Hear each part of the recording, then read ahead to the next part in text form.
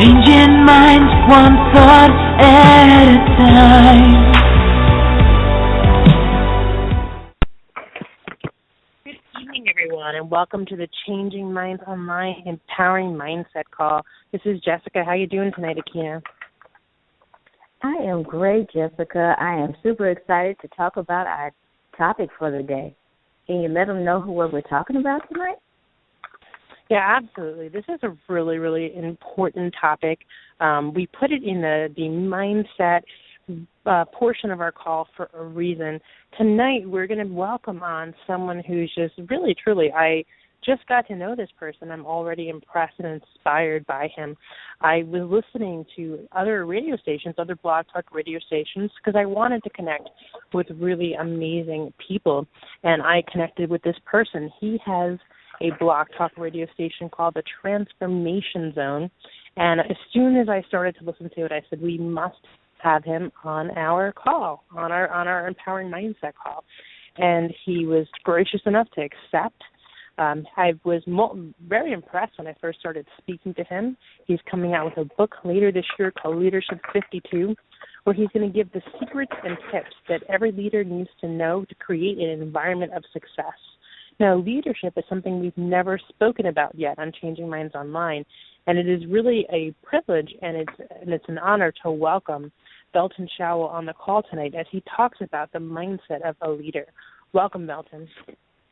Well, thank you very, very much. I'm very honored to be here with you ladies, and I appreciate you having me on as your guest this evening. It is absolutely our privilege. So when you think about leadership, and I know that you are an expert in really creating leaders and training people to be leaders, when we think about the mindset that's required to be a leader, what do you think about, and what does it take? Well, it's interesting because everybody is a leader. We're all born leaders, even if the only person that we're leading is ourselves. We have to lead ourselves down the right path. And one of the things about a leader is even though you are making decisions and you are doing some things that are on the cutting edge, you have to be a student. You have to be willing to learn. There's an old saying that says, before you lead, you have to learn to follow. And follow doesn't always mean following someone down a path, but it's looking at people that are doing things that are exceptional or that are doing things incredibly well, and utilizing them as your images or the people that you aspire to take something from, so that you can bring that into your own personality, your own style, and improve your ability to lead. Wonderful. When you're speaking about leadership, what are some of the best qualities in a leader? Well, it's interesting because I'm an avid reader, and one of my favorite, I read a lot of quotes, and one of my favorite quotes is by Nelson Mandela. And Nelson says that it is best to lead from behind when things are going well and praise is being given out. True leaders step to the front in times of stress and in times of danger. And that really means that when people are being given accolades for good performance, people on your team that you're leading, put them in front. Let them reap the benefits of the accolades and the salutations. But when there are difficult decisions and difficult times that are around your team, you need to step to the forefront and really give your input, your knowledge, and your experience to help guide that team through those difficult times. And as a leader, that's really the key to a lot of it. Everybody wants to be recognized for doing outstanding things. But when things get tough, that's where the rubber meets the road. And I truly believe as leaders, we need to really focus on the big picture. and focus on helping our team do and become the best that they can be and allow them to be recognized for it. I love that, Belton. You know, there are many different types of leaders, and as you said, some people lead from the front and some people lead from the back. Some people are supportive and some people are more analytical. Some people more are controlling. You'll see them really leading in the front of the room. How do you know what leadership style really suits you the best? Well, your leadership style really should be kind of like an amoeba, if you know what I mean. You really can't have a style that is unilaterally delegated across the board. And the reason that I say that is, as a leader, you have to be able to reach the people around you and your team. And everybody on your team is not the same. So the style that you use with one particular individual based on their knowledge, based on their experience, based on their personality, may not fit another member of the team. You know, as I said, leaders have to be students. And early in my career, I was sent to a course, and I'll never forget this course because it had such a major impact on me. It was called Situational Leadership. And it basically laid out your entire team into 4 quadrants. And those 4 quadrants basically were individuals on your team who needed a lot of guidance and a lot of direction. The next quadrant were people who needed less guidance, more direction. The third quadrant were people who needed a little bit of guidance, almost no guidance, but just a little direction. And the last were your most experienced people who need little guidance and little direction. And you were to basically plot your team on this particular bell curve and lead and manage your team based on where they fit. And so if you manage someone who is very experienced with a lot of direction and a lot of guidance and you're standing over them all the time and telling them what to do, you're going to lose that individual or they're going to rebel. Conversely, if you manage someone who's very, very new on your team, who doesn't have the knowledge, doesn't have the experience, is not sure of themselves, and you don't do anything to give them guidance or direction, they're going to fail miserably. So as a leader, you have to utilize your strategies, tactics, and techniques based on what fits the individual on your team. You know, I said I love quotes. Steve Jobs once said, we hire brilliant people, and we don't tell them what to do. They tell us what needs to be done. Or we don't tell them how to do it. They show us what needs to be done. And as you hire the right people, which is another major point in leadership, is making sure that you surround yourself with experts. The best way to become an expert is to surround yourself with experts.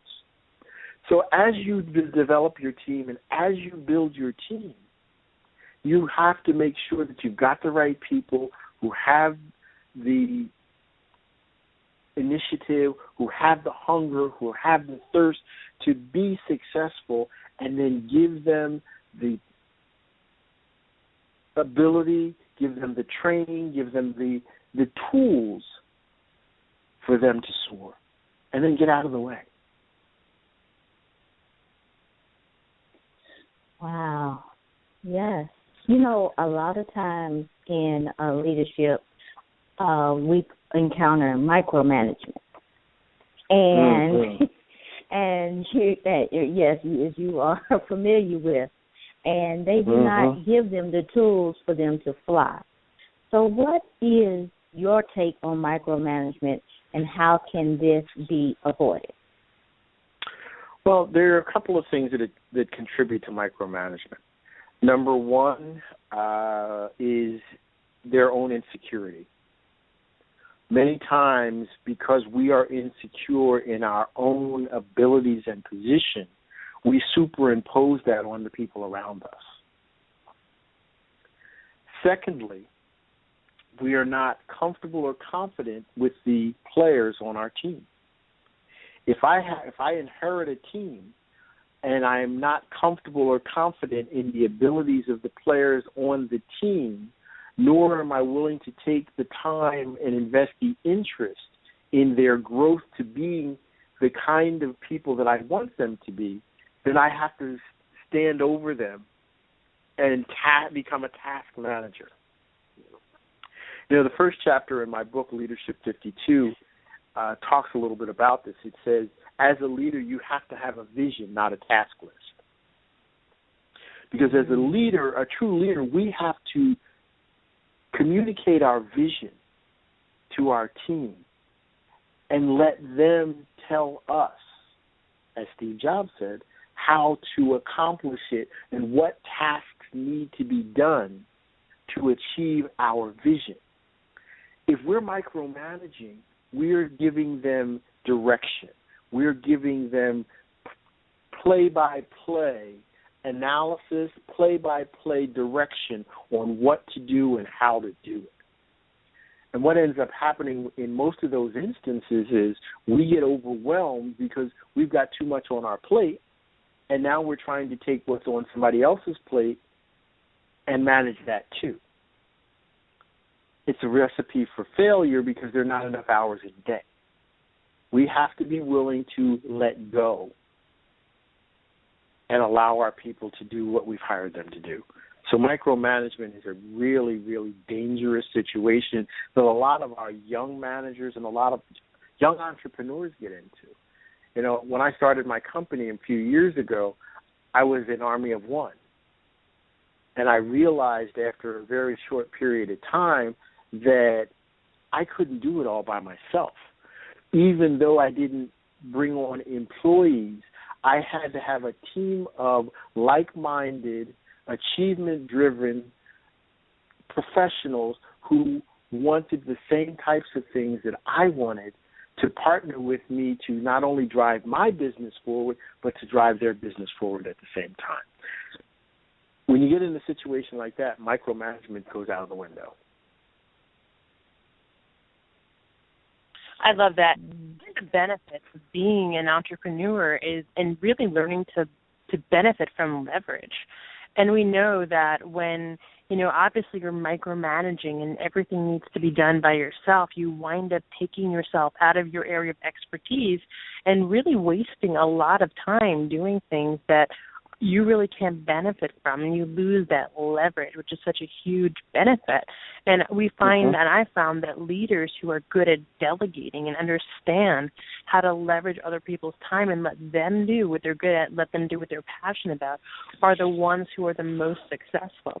So in terms of growing your business, and we have a lot of people who call into these calls and they're business owners or small business owners or starting businesses. How can a leader benefit from that leverage to grow their business? Well, there's a couple of things. The first thing is the leader needs to understand that you can't manage time. You can only manage what you do with the time. Everybody gets 24 hours a day, 60 minutes in every hour, 60 seconds in every minute, 30 days in a month, and 365 days a year. You can't manage it. Once it's gone, it's gone. What you can manage is what you do with that. That's the first issue. The second issue is you have to surround yourself with the right people. You know, even though you're not working for someone else, you're working for yourself, and you may not have the ability to hire these people. You need to find the people that are the best at what they do and surround yourself with them. As an entrepreneur, we also have to understand something, and that is that the first person to give wins. What do I mean by that? As a beginning entrepreneur, you don't have a lot of money. You don't have a lot of resources. But what you have is your knowledge and your expertise. Many times you're going to have to give away your knowledge and expertise to someone else to start, to get them into your network and on your team so that down the road you can both reap the benefits from each other's expertise and make more money. You know, I partnered with a couple of people when I first started my company, and I gave them my coaching knowledge and expertise for free to help them get their businesses on its feet so that I could utilize their other areas of expertise for my business. So, you know, we stayed in our lanes. We shared unilaterally our expertise. There was no money transacted. But as we grew our businesses together, now we all make money. And we all do very well. And we're still helping each other. And now that we're all making money, we can pay each other what we're worth to do what it is we need to get done. So as an entrepreneur, a lot of times you have to give, and you have to be willing to give to the right people. And you have to be willing to let the right people into your network to give to you.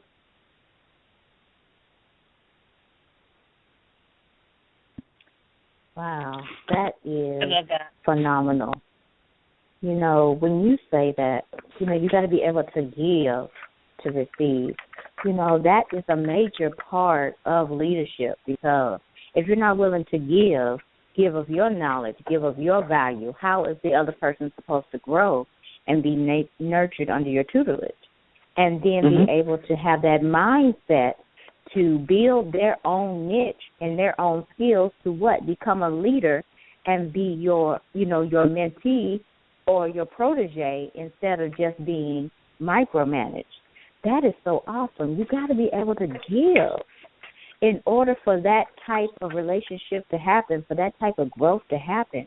And I think a lot of people miss that piece. What are your thoughts on the development of the leader? Well, I think I mentioned it at the inception. A leader has to be a lifelong student.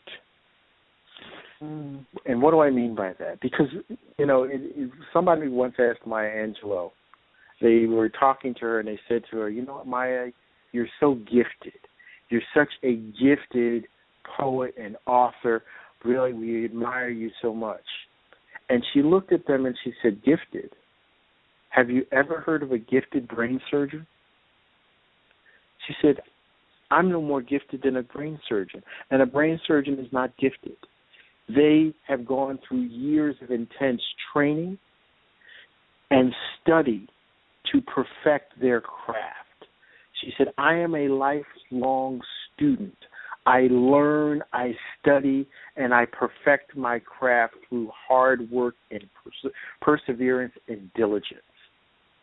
And what we have to remember is leadership is a learned skill. So we constantly have to work at that skill and work at that craft to perfect it. I'll give you another, for instance, okay? You know, many of us make New Year's resolutions. We're now in March, and some of our New Year's resolutions are probably still around. And we make these New Year's resolutions, and a friend of mine runs a gym, and he says in January, his membership at his gym, the numbers go through the roof. And by June, 75% of the people who joined in January are no longer there. But come January through June, they are there on a regular basis. They're very regimented. They're into it. They've got a high level of energy, and they're working out like fiercely to try to make themselves look the part or change their particular position. So they're really taking care of their bodies. And in our country, a lot of times people really, I live in South Florida, which is the land of beautiful people. Everybody's in the gym all the time working on their body. My question is, if you're going to the gym, taking care of your body, means you're eating right. You're feeding your body the right kinds of things in most instances. What are you feeding your mind? The strongest muscle in the human body is the mind. What are we feeding our minds? How many books do you read during the course of a month? How many books do you read in a year? How many hours of television do you sit down and watch that is worthless to you versus sitting down and listening to audiobooks, listening to motivational tapes, watching DVDs of business acumen, or reading books? That's what really is going to change a person's performance. If you're going to feed your mind the right things, you will get better results. If you're not willing to take the time to feed your mind, then how can you ever expect to change where you are to where you want to be? The greatest difference between where you are and success is 6 inches. You ever heard that before? I have heard that. It's one of my favorite quotes as well. The greatest distance between where you are and success is 6 inches, and that's the distance between your ears. It's all about feeding your mind.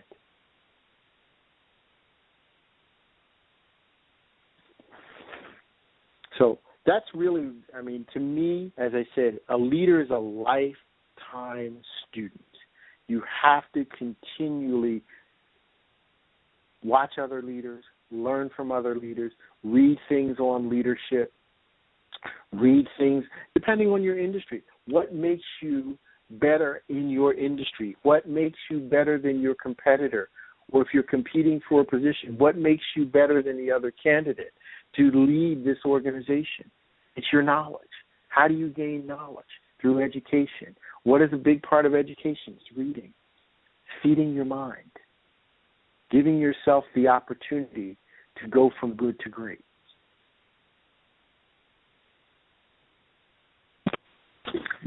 I love that. That's some phenomenal advice. And, for me, I love to listen to audiobooks, and I love to do reading and like you said, taking care of yourself. These are all qualities of leaders. These are habits of leaders.